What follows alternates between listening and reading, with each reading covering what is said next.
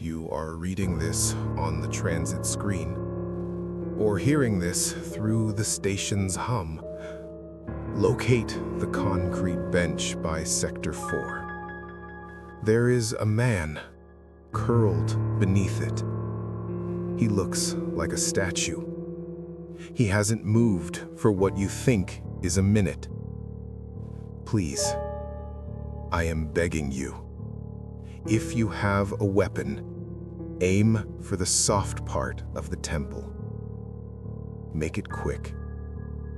I have been waiting for this bullet for 3,000 years. It started this morning. At least, I think it was this morning. The white room was clean. It smelled like sharp bleach and ozone. They gave me a small blue capsule. They called it a cognitive ritual, something to sharpen the dull edges of the mind. I wanted the extra money to pay for this apartment. Now, I would give every cent to feel a single second pass at its natural, cruel speed. The waiting room was a desert of time. I picked up a thick medical journal. The paper felt like sandpaper against my skin. I read the entire thing, every footnote, every diagram. I looked at the wall clock. The second hand was shivering. It hadn't moved. It was stuck in a desperate struggle to reach the next notch. I had consumed a lifetime of information in the time it takes to draw a single, shallow breath. Walking felt like pushing through thick, cold molasses. My legs were heavy pillars of stone. I tried to stand. It took an hour for my nerves to reach my feet.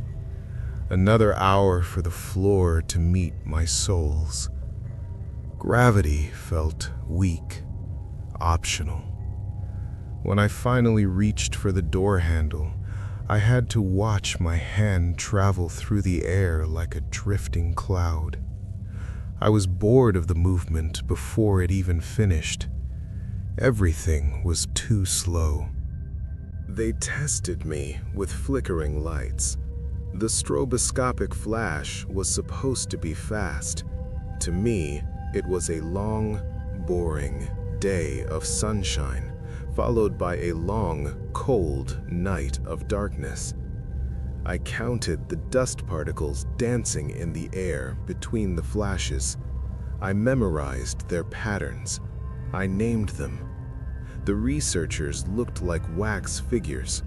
Their voices were low, rumbling thunders that vibrated in my teeth. They were happy with the results. I was already dying of boredom. The descent into the subway was the first circle of hell. The escalator was a frozen waterfall of metal. I felt the vibration of the machinery through the soles of my shoes. A deep, grinding groan that lasted for decades. I looked at the people around me. They were beautiful, terrifying statues. A woman's scarf was caught in a mid-air flutter. It stayed there, defying the wind for what felt like a whole summer. I'm so tired. The sound was the worst part.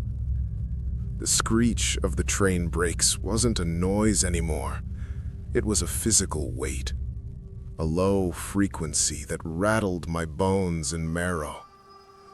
It sounded like a cathedral organ being dragged through a gravel pit. Slow, methodical. It didn't stop. It just stretched. The smell of burning metal and stale sweat filled my lungs and stayed there. I couldn't exhale fast enough to get it out. I made it back to my room. It felt like I had been on a pilgrimage. I needed to sleep. My brain was screaming for the darkness of the void. But my physical heart was only at beat number 60. I took a sedative to kill the noise, to stop the clock. That was my mistake. The blue pill and the white pill met in my blood. They didn't cancel out. They multiplied. The world snapped. And then the silence became absolute. I left my apartment. I didn't lock the door. Turning the key would have taken a century. I ran back toward the station. I needed help. But as I reached the stairs, my vision locked. My pulse became a distant drum heard once a year. I was descending the concrete steps when the lock-in happened. I am currently between the third and fourth step. I have been falling for 40 years. My right foot has not yet touched the ground. The pain is a constant companion. When I rolled my ankle on the fourth step, the sensation didn't flash and fade. It bloomed, like a slow-motion explosion of red-hot glass in my joint. I can feel every nerve fiber snapping, one by one. It has been tearing for a decade. I have had time to study the anatomy of my own agony. I have named every spark of fire in my leg. I am the world's leading expert on this specific, lingering torture. I hit the floor of the platform an eternity later. I watched the dust motes on the ground. They are giant, gray boulders floating in an ocean of stagnant air. I landed on my shoulder. The pop of the bone leaving the socket was a sound that lasted 3 winters. A wet, grinding thud that echoed in my skull for a lifetime. I am lying here now, staring at a discarded candy wrapper. I have memorized the nutritional facts in 4 different languages. A man is standing near me. He is wearing brown shoes. They're scuffed at the heel. I have been looking at those scuffs for 50 years. Sometimes he shifts his weight. I see the leather grain stretch and pull. It is a monumental event. It is the only thing that happens in my universe. I want to scream at him, to grab his leg, but my arm is a heavy, rusted crane. It will take a century to reach his hem. I blinked. It was a mistake. Darkness descended like a heavy iron curtain. It stayed shut for a generation. In the blackness, my mind began to rot. I built entire cities in the void. I populated them with ghosts. I lived 1,000 lives as a king, a beggar, a star. Then, slowly, the curtain began to rise. A sliver of the station's yellow light returned. It felt like the birth of a sun. I am terrified to blink again. My phone is in my pocket. I have been reaching for it since the dawn of time. My fingers are moving. I can feel the friction of the fabric against my skin. It sounds like a forest fire, a dry, hissing crackle. I need to send this message. I need to find someone who understands that I am not a person anymore. I am a recording, played back at a speed that makes the stars seem like flickering gnats. Please, listen. The train is coming. I can see the flicker of its lights on the far wall of the tunnel. It is a dim, ghostly glow. It will be years before it reaches the platform. Years of watching the light grow wider, sharper. I have decided to crawl. I will drag my broken shoulder across the tiles. I will reach the edge. I will let gravity take me. It is a long fall to the tracks, about 4 feet. For me, it will be a journey to the center of the earth. I am moving. My shadow is stretching across the floor. It looks like a dying animal. I am moving so slowly that the commuters think I am part of the architecture. A bump in the floor. A discarded coat. They step over me. Their shadows pass over my head like solar eclipses. Each one lasts a month. I can see the individual fibers of their socks. The tiny mountains of salt on the soles of their boots. The world is so detailed. It is disgusting. I have reached the yellow, tactile strip. The bumps are like mountain ranges. I drag my chest over them. My heart beats again. Thump. It is a deep vibration that shakes the universe. I wait for the next one. I will be an old man by the time my heart decides to beat again. I hope it stops. I hope the machinery of my body finally wears out.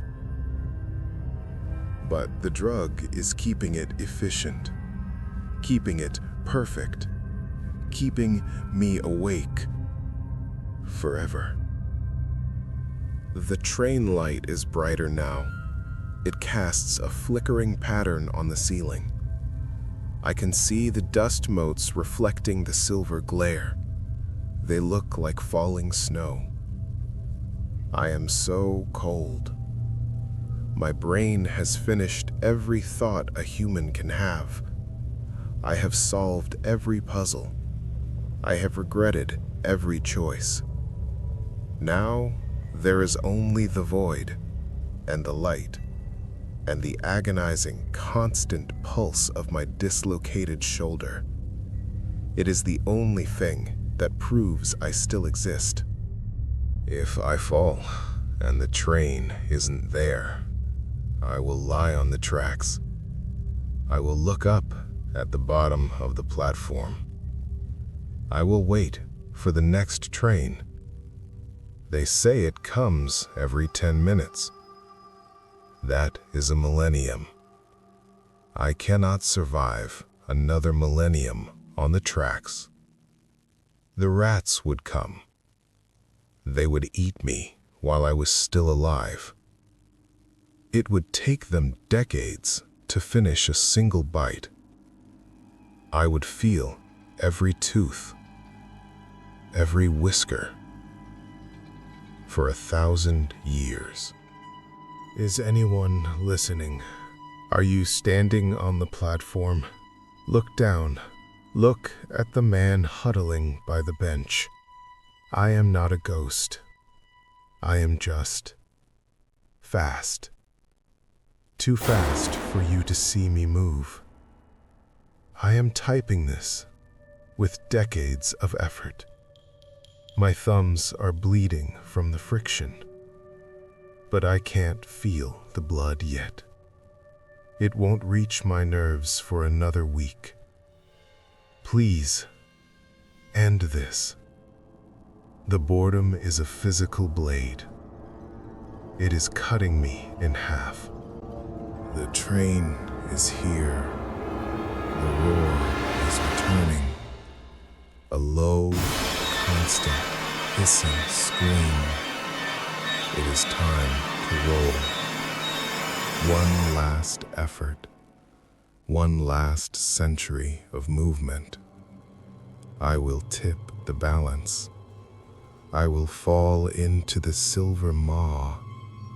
I will feel the steel wheels crush my bones. I hope it happens fast. I hope the brain dies first. If the heart dies and the brain lives, I will spend an eternity in a dying skull, thinking, always thinking, in the dark. Do not look at the clock. Do not trust the seconds. If you feel the world start to slow, if the hum of the lights becomes a song, run. Do not take the blue pill. Do not shut your eyes. Because once you enter the infinite second, there is no way out. The bullet is the only mercy left, and I am still waiting for the impact.